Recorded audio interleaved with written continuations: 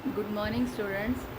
अब हम next chapter कर रहे हैं। आपका जो स्ट्रक्चर वाला चैप्टर हो गया था ऑर्गेनाइजेशन स्ट्रक्चर का, अब हमारा नेक्स्ट चैप्टर है डेलीगेशन ऑफ अथॉरिटी।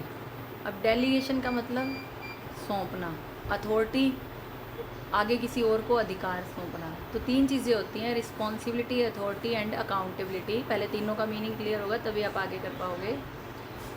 रिस्पॉन्सिबिलिटी का मतलब होता है कि हमने किसी को काम दिया, उसकी ड्यूटी बनती है कि वो काम करना। तुम्हारे पेरेंट्स ने तुम्हें काम दिया, तुम्हारी ड्यूटी बनती है कि तुम काम करो। ऐसे ही मान लो हमारे टीचर ने काम दिया तो हमारी रिस्पॉन्सिबिलिटी बनती है कि हम काम करें।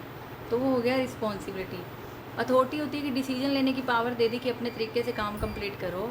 जैसे कंपनी के पॉइंट ऑफ व्यू से बताती हूँ कि अगर फॉर्म या कंपनी कुछ भी ले सकते हो, सेल का टारगेट मिला है सेल मैनेजर को, वो अपने तरीके से सेल का टारगेट अचीव करने के लिए, चाहे वो एडवर्टाइजमेंट करे, चाहे वो उधार सेल करे, चाहे कैश सेल करे, टारगेट अचीव करना है तो उसको डिसीजन लेने की पावर मिल गई, वो है अथॉरिटी।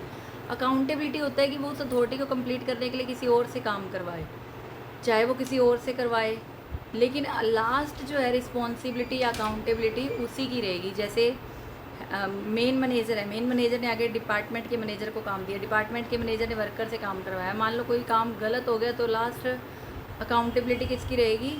जो मैनेजर, जिसको डिपार्टमेंट का मैनेजर है, जिसको काम दिया गया था। तो तीनों का मीनिंग क्लियर हो गया। रिस्पॉन्सिबिलिटी जो हमारी ड्यूटी बनती है, अथॉरिटी जो डिसीजन लेने की पावर, एंड अकाउंटेबिलिटी जिसमें हमारा काम हमने कंप्लीट किसी से भी करवाया हो लेकिन लास्ट हमारी रहेगी।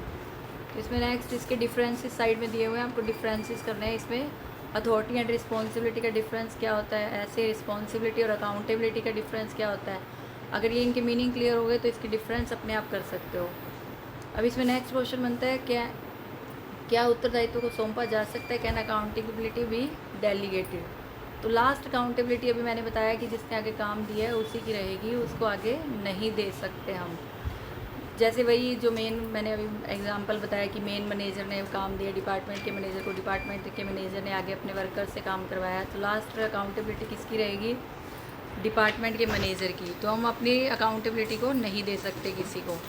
And the next one is division of labour and delegation of authority. Division of labour और डेलीगेशन ऑफ अथॉरिटी में क्या डिफरेंस है? डेलीगेशन ऑफ अथॉरिटी में काम करने की पावर दे दी कि किस तरीके से तुमने काम करना है। डिवीज़न ऑफ वर्क में सिंपल काम डिवाइड कर दिया, जो जिसको करने के योग्य है उसके अकॉर्डिंग वो काम कंप्लीट करेगा। तो इसमें यही है, अकाउंटेबिलिटी को असाइन, सबसे पहले असाइनिंग रिस्पॉन्सिबिलिटी है, आफ्टर देन ग्रांटिंग अथॉरिटी। सबसे पहले रिस्पॉन्सिबिलिटी दी जाती है, फिर अथॉरिटी दी जाती है, फिर उसकी अकाउंटेबिलिटी दी जाती है। तो इसमें यही, इसकी अगर प्रोसेस के तरीके से पूछ सकते हैं कि इसकी प्रोसेस क्या है डेलीगेशन ऑफ अथॉरिटी की, तो तुमने ये तीनों पॉइंट्स को एक्सप्लेन करना है और बार बार वही रिपीट हो रहे हैं। इसके बाद importance of delegation of authority. Importance मतलब इसके महत्व के, अगर हम काम आगे डिवाइड कर देते हैं तो उसका क्या इफेक्ट पड़ता है। अफेक्टिव मैनेजमेंट, सबसे पहले बिजनेस जो है सही तरीके से चलता रहता है क्योंकि हमने आगे काम डिवाइड कर दिया, रिस्पॉन्सिबिलिटी दे दी, कहाँ डिसीजन लेने की पावर दे दी।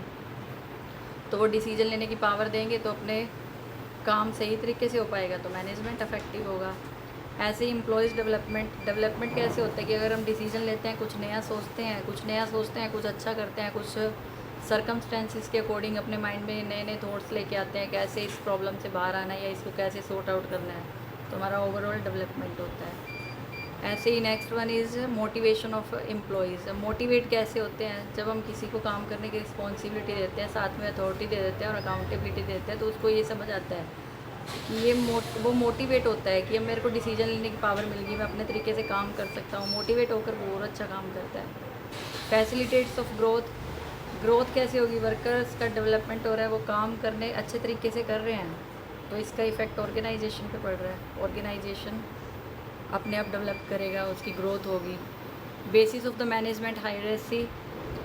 अब मेन जो बिज़नेस में कौन होता है? एक ओनर और एक उसके वर्कर्स। यहाँ में एक मैनेजर होता है और मैनेजर के नीचे वर्कर्स होते हैं, वो एक दूसरे के रिलेशन में आते हैं, एक दूसरे को समझते हैं, उनको बहुत से मौके मिलते हैं आपस में कोऑर्डिनेशन बना के रखने के, काम कंप्लीट करने के।